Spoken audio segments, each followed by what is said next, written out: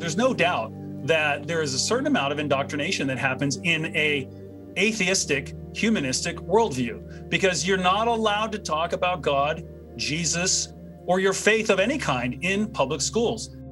John Dewey is known as the father of American socialized education. I think our public school system is really a shrine to Dewey's vision for a humanistic-based education.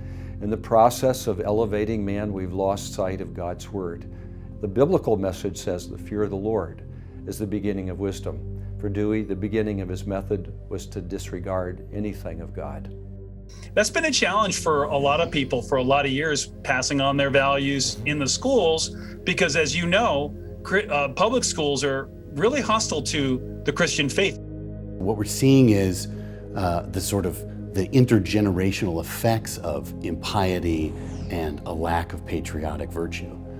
Because if you're unpatriotic and you sort of turn in your heart against America and God and family, you still remember the good things. But a couple generations down of that kind of way of acting and speaking in front of the next generation, it metastasizes, it gets worse, and the memory of the good things that you don't speak of disappear, and there's none of that balancing all of the negative speech.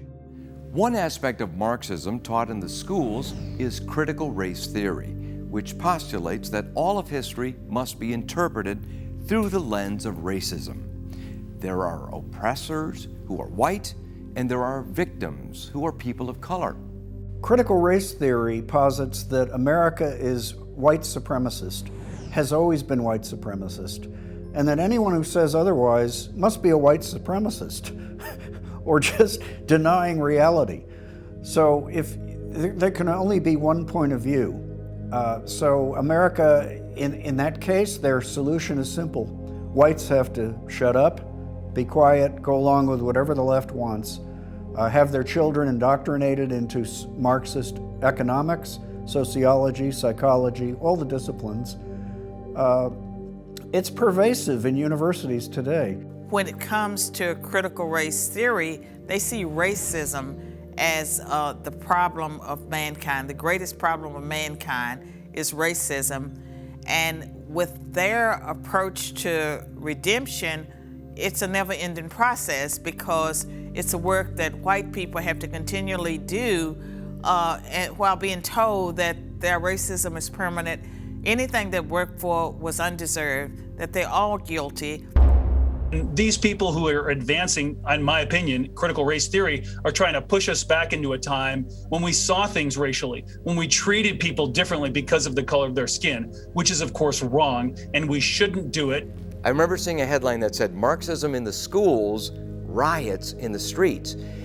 These ideas that are taught to these young children in school, they have ramification. Well, as a nation, we are at a crossroads. Are we going to continue to be the republic that we were founded to be, where all men are created equal and have inalienable rights? Or are we going to divide up into these different tribes and factions, which is what the founders saw as a possibility?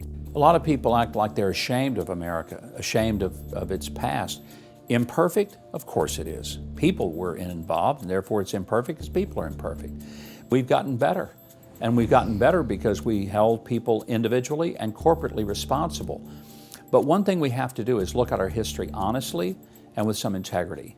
Our history has empowered more people, given them the greatest levels of economic prosperity, the greatest levels of personal freedom to speak, to disagree with the government, to criticize the government, to assemble, and to encourage people to think like us. Those are some fundamental rights that we were given by God, enshrined in the Constitution and protected by government, that make us unique. But unfortunately, the promise of America is often greatly downplayed in America's schools today. Instead, the students often get a big dose of revisionist history, such as the 1619 Project of the New York Times, which teaches America's real beginning was, supposedly, in 1619 when the first African slaves were imported. The 1619 Project that the New York Times put out, that argues, that the nation was birthed in slavery and that the Revolutionary War was fought to maintain slavery. And so there are false narratives about our nation, and it's important for Americans to recognize that the Declaration of Independence is what makes America so special, along with its Constitution and its Judeo-Christian roots. And with the Declaration of Independence, of course the people that authored it, and Thomas Jefferson in particular, they were imperfect human beings, but they wrote a document that was bigger than themselves. And I believe that the Constitution and the Declaration of Independence were inspired because so many of the people involved were strong believers, and they wanted America to be a great nation that honored God. It started decades ago in colleges, where we started allowing history professors, supposed history professors, to teach our kids that America was founded on oppression. That's the real roots of the 1619 Project. It originates from Howard Zinn and other debunked historians, and these professors in these universities where, you know, our parents and our kids were paying tens of thousands of dollars a year to go to, had been indoctrinated into this anti-American whitewashing or blackwashing, I don't know what you would call it, but this revision of America as this tyrannical state, this patriarchy where they wanted to centralize control. Howard Zinn, it turns out, was aligned with the KGB and was a bit of a mess of a person. And you don't let people like that write the history books for your children. Like, you keep them away from your kids, right? Like, that's common sense. Sometimes we don't exhibit that when we set up our curricula in this country. So. We saw people in the streets burning down our cities, causing riots, making threats about turning this country into a socialist country. And then this Black Lives Matter organization comes out of nowhere, and they post their agenda online, and it's all about destroying the traditional family. It's about defunding police officers. It's about overturning capitalism and replacing it with communism. And we thought, this 1619 Project seems to be part of something much bigger than that. And now children are taught essentially a Marxist view of the weather. Reasonable people can disagree about global warming, about how bad it is, but in the classroom, beginning in the earliest grades and extending right through the universities, children are being frightened intentionally. Children are being taught they have no future. Girls are being taught they can't have babies because every baby is a carbon bomb and will end up destroying the planet. This is unacceptable. This can't be done. This is not education. It's indoctrination.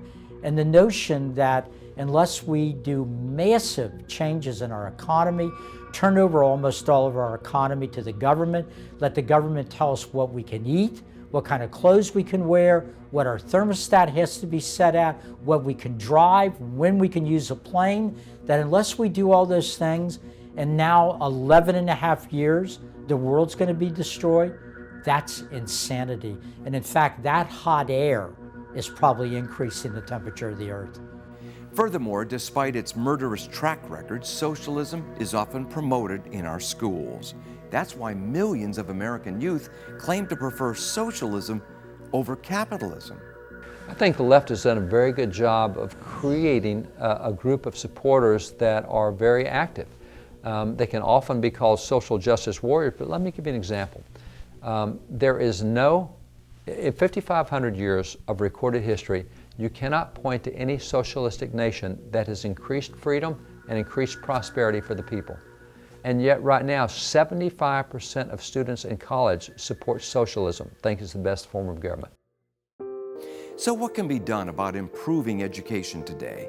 Are there other options for parents than the local public school? So parents who are concerned about that have two choices. One, they can fight against it, and they should, or they can avoid it, and they can choose some other form of education.